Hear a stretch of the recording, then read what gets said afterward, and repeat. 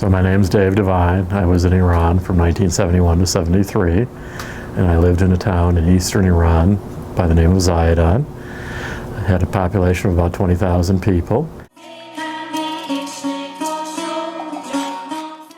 One of the stories I like to tell is I moved to Zahedan in October of 1971, and it was at that time that the Shah of Iran was holding his celebration of the 25th, 100th anniversary of the Iranian monarchy.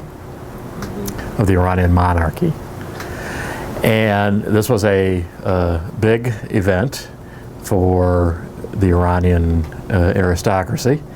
They invited nobility and political officials from around the world to come to Iran. And the Vice President of the United States, Brewing, attended representing this country. And they went down to Persepolis, which is the ancient ruin of the Iranian monarchy's winter palace outside of Shiraz, Iran, and lived in tents for a few days and had all the food catered by Maxime of Paris.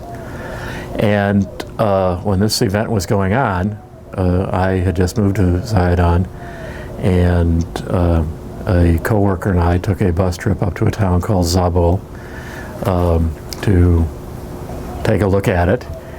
And there was a drought going on at that time, and so there were many people in Zabul that didn't have any work, and so they literally were begging my co-worker for work because these were farmers who crops had been destroyed or had not grown because of the drought, and so they had no money, and so there were a lot of people who were in desperate straits. And that was my introduction to Iran, at least out in that part of the country. And then on our way back to Zahedan, the bus stopped for afternoon prayer at a little tea house in the middle of nowhere. And a girl of about 5 years old came out to offer the people on the bus tea, and along with her came her naked 2-year-old brother, who was sitting playing in the dirt, and there were flies crawling across his face, including across his eyes.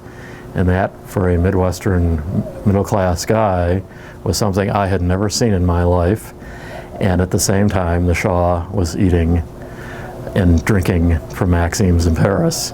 And so when I came back to this country in 1973, some of my friends said, well, the thing you said was there's a revolution brewing in that country. And that proved to be true 6 years later. In 1979, obviously, the Shah was driven from power.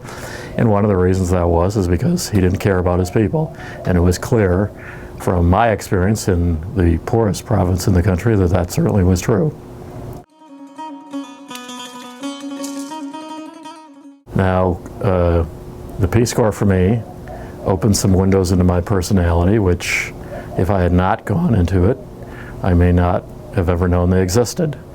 And one of those is that I like adventure, and my life in Iran was somewhat adventuresome, partially because of where I lived and partially because of what I did. Traveling to Pakistan and Afghanistan for spring break of 1972 was an interesting contrast in Iran, and then I traveled all around Iran. Another thing my experience showed me was that I love to travel, and one of the stories I remember is Zahedan was about a 12 to 18 hour bus trip from the nearest city, and there was no road. They literally just drove across the desert, so it was a very rough trip. And one night I was taking that trip, and most of the passengers on the bus were Baluch, because those were the tribal people who lived in that part of Iran. The people I worked with were all Persians, and they came from the larger cities of Iran, but the primary population of Sistan and Baluchistan province was Baluch tribal people. And so this bus was filled mostly with Baluch people, and I thought to myself, as the moon was in the sky, I really like this. Traveling across the country like this, and among people who I could understand, because I spoke Persian fairly well, and I just found that very interesting.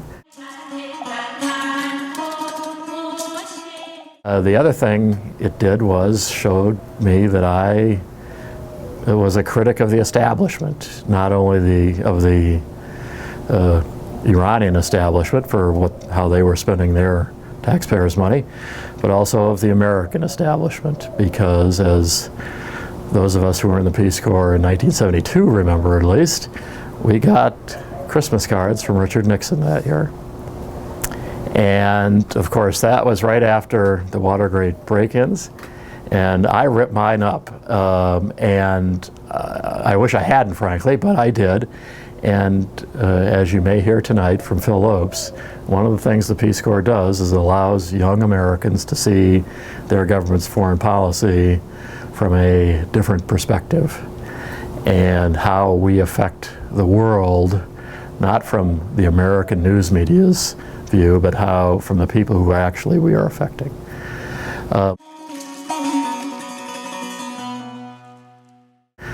And there were some other things the Peace Corps experience did for me. One was I communicated through writing, and later in life I became a professional writer. And when I went back to Iran in 1998, I wrote a book about that experience, comparing what I did in the Peace Corps versus how the country had changed. And one of those changes was Zion in 1998 had a population of 400,000 people.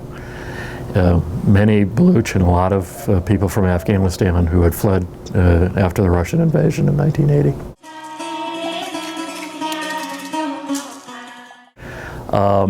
And I would say the final thing that the Peace Corps showed me about myself was that I like to keep informed of current events, because out in Zion, we were out there by ourselves, and so I listened to the BBC, and I read the Iranian newspapers, which were very much propaganda pieces. But when I traveled to Europe, I got the Herald Tribune, and that was the first time I had ever seen a serious newspaper in my life. And so ever since then, I have tried to keep up to date what's going on. And today in the United States, that's very difficult to do, in my opinion, about what the world is happening in the world. So we watch Al Jazeera News because American news, frankly, is comical and it's embarrassing, but that's the kind of country we live in. And so the Peace Corps at least allowed me to see another viewpoint as to how to find out what's going on and what the American government is doing actually in the world.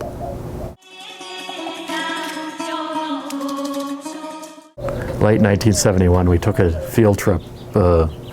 Several of us from the office got in a Land Rover and drove down to the Gulf of Oman to do engineering work in these small villages along the way. And one night we went to a place of about a few thousand people.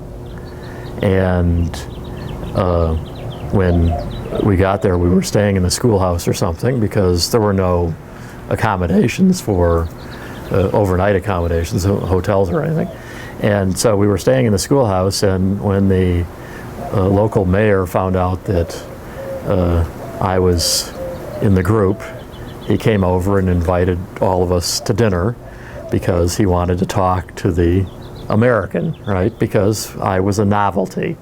And there had been a few Peace Corps volunteers in Sistan and Baluchistan province prior to that, but not very many.